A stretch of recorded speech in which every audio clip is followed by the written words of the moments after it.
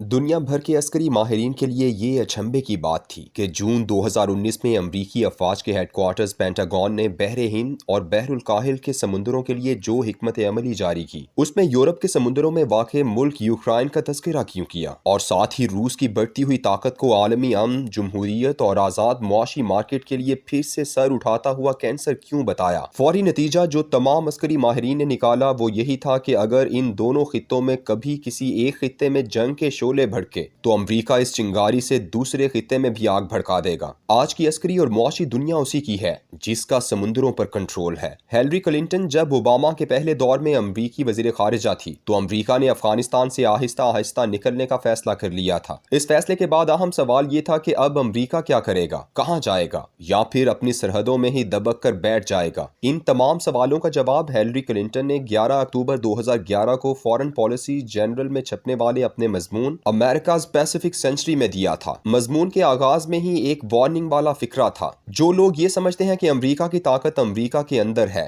وہ احمقوں کی جنت میں رہتے ہیں۔ امریکہ کی طاقت امریکہ سے باہر ہے۔ اس کے بعد اس نے مضمون میں اس بنیادی سوال کا جواب دیا تھا کہ ہم اگلے 100 سال کس علاقے میں گزاریں گے۔ اس طویل مضمون میں اس نے لکھا کہ آئندہ 100 سال امریکہ اپنی طاقت و قوت کا اظہار بحر الکاہل اور بحر ہند میں کرے گا اور اسی علاقے پر حاکمیت مسلط کرنے کے بعد ہی دنیا پر امریکی غلبے و اقتدار کی اگلی صدی کا خواب پورا ہو سکے گا۔ مضمون کے چھپنے کے ٹھیک 3 ماہ بعد جنوری 2012 میں طالبان کا دفتر قطر میں قائم ہو گیا اور امریکہ افغانستان سے باعزت واپسی کی راہیں تلاش کرنے لگا۔ اسامہ بن لادن کا بنیادی سوال 4 ماہ پہلے 2 مئی 2011 کے ڈرامے میں حل کیا جا چکا تھا اور امریکی عوام کو تسلی دینے کے لیے یہ کافی تھا کہ ہم نے 11 ستمبر کے سب سے بڑے مجرم کو صفحہ ہستی سے مٹا دیا ہے۔ افغانستان سے ذلت آمیز شکست کو عوام سے چھپانے کے لیے جو بائیڈن نے بھی یہی منطق بھگاری تھی کہ اسامہ بن لادن کے بعد اب ہمارا افغانستان میں کوئی جواز نہیں بنتا تھا کہ ہم امریکی عوام کے ٹیکس سے $45 ملین روزانہ وہاں خرچ کریں۔ اس کے بعد کے سالوں میں امریکہ نے اس محاذ جنگ کی وسعت کے بارے میں اپنا تمام ہوم ورک مکمل کر لیا اور بحر الکاہل اور بحر ہند میں موجود اپنے تمام فوجی اڈے اور جنگی بحری بیڑوں کو ہر طرح کی جنگ کے لیے سامان حرب سے لیس کر دیا۔ مشرق وسطیٰ سے بھی نکلنا تھا اور خطے کی قیادت اسرائیل کو سونپی جانا تھی، اس لیے اس کے ارد گرد کے تمام ممالک کو بے رحمانہ طریقے سے CIA کی مشہور تکنیک عوامی بیداری کے ذریعے جنگ و جدل کا شکار کیا گیا۔ عرب بہار کے نتیجے میں اسرائیل کے پڑوسی ممالک لبنان، شام، لیبیا اور مصر کو ایسی خانہ جنگی میں مبتلا کیا گیا کہ وہ آج اسرائیل کی طرف غصے سے بھی دیکھنے کے قابل نہیں رہ گئے۔ امریکی آشیرواد پر پلنے والے عرب ممالک آہستہ آہستہ اسرائیلی جھولی میں ڈال دیے گئے۔ پورے خطے کو تباہ و برباد کرنے اور اسرائیل کے لیے آسان چارہ بنانے کے لیے ایران کے 12 گماشتہ گروہ نے بھی بہت کردار ادا کیا۔ اسرائیل کی سرحدوں سے لے کر یمن کے ساحلوں اور خلیج فارس کی بندرگاہوں تک تمام ممالک میں مسلمان ایک دوسرے کے گلے کاٹنے میں مصروف ہو گئے اور اب اس خطے کو اسرائیل کے حوالے کرنا بے حد آسان ہو گیا۔ امریکہ نے مشرق وسطیٰ سے اپنا بوریا بستر سمیٹا اور اپنی اگلی صدی کی بادشاہت کے لیے بحر ہند اور بحر الکاہل میں پڑاؤ ڈالا۔ ستمبر 2018 میں اس نے بھارت سے اسپیشل ملٹری کوآپریشن اگریمنٹ کیا اور بھارت کو چین کے مقابل منظم کیا۔ 10 سال پہلے 2007 میں قائم ہونے والے امریکہ، جاپان، آسٹریلیا اور بھارت کے 4 ملکی عسکری اتحاد کو زندہ کیا گیا اور پورے خطے کے درجن بھر سے زیادہ ممالک سے ایک نیا اتحاد اوکس بنایا گیا تاکہ چین کی معاشی اور عسکری ناکہ بندی کی جا سکے۔ یوکرائن پینٹاگون کی حکمت عملی میں اس لیے نمایاں ہوا کیونکہ چین، جس کے مدتوں روس کے ساتھ سرحدی تنازعات تھے اور ان تنازعات کی وجہ سے موضع تنگ اور امریکی صدر رچرڈ نکسن نے خطے میں امریکہ چین تعلقات کی بنیاد رکھی تھی، لیکن اب دونوں 2011 میں عسکری معاہدے میں منسلک ہو گئے اور واسٹک کی مشترکہ جنگی مشقوں نے امریکہ کو خبردار کر دیا۔ پینٹاگون کے مطابق روس اور چین دونوں کا مفاد اس خطے میں ہے جس میں پاکستان، افغانستان اور وسطی ایشیا کی مسلمان ریاستیں شامل ہیں۔ دونوں ملکوں اور اس پورے خطے کا ایک ہی دروازہ ہے جو کسی بھی قسم کی عالمی تنگنائے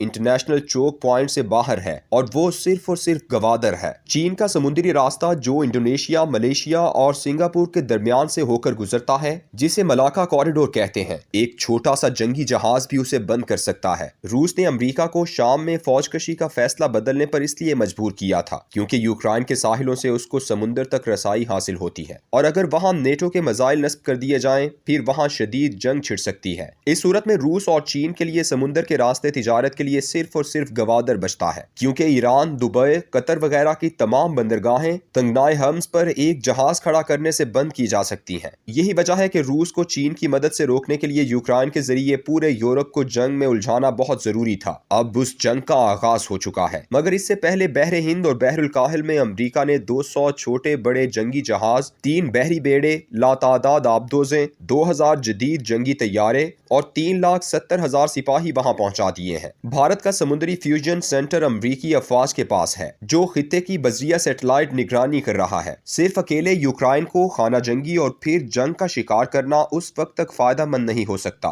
جب تک پاکستان میں بھی ویسی ہی اندرونی خانہ جنگی اور پھر علاقائی جنگ شروع نہ کروائی جائے۔ اگر ایسا کر دیا گیا تو پھر پورے خطے کے دونوں عالمی سمندری دروازے، یعنی ایک یوکرائن اور دوسرا پاکستان، ناقابل استعمال ہو سکتے ہیں، اور یوں چین اور روس دونوں کی معاشی اور عسکری ناکہ بندی مکمل ہو جاتی ہے۔ گوادر یوکرائن سے زیادہ اہم ہے کیونکہ یہ گرم پانیوں کے بڑے سمندروں سے زیادہ قریب اور محل وقوع کے حساب سے ناقابل تسخیر ہے۔ اس کا محاصرہ کرنا آسان نہیں، بلکہ اس سے کھلے پانیوں کی جنگ چھڑ سکتی ہے، اور چونکہ روس اور چین جغرافیائی طور پر اس کے نزدیک ہیں، اس لیے یونیورسٹی آف سڈنی کے امریکی اسٹڈی سینٹر کے مطابق امریکہ کو ذلت آمیز شکست اٹھانی پڑ سکتی ہے۔ یہی وجہ ہے کہ امریکہ کے نزدیک یوکرائن کی طرح پاکستان کو بھی سیاسی بدامنی اور کسی بڑی اندرونی خانہ جنگی کا شکار کرنا بہت ضروری ہے تاکہ گوادر کا راستہ چین اور روس کے لیے بند ہو جائے۔ اس عالمی تناظر میں پاکستان کی موجودہ سیاسی صورتحال کو دیکھیں، سیاسی رہنماؤں کی امریکہ یاترائیں ملاحظہ کریں، مغربی سفارتکاروں کی لیڈروں سے ملاقاتوں پر غور کریں، تو آپ کی آنکھیں پھٹی کی پھٹی رہ جائیں گی۔ ہم ایک ایسے آتش فشاں پر بیٹھے ہیں جو زندہ ہے اور کسی بھی دن لاوا اگلنے لگے گا۔ یہ لاوا اندرونی خلفشار کا بھی ہو سکتا ہے اور بیرونی حملے کا بھی۔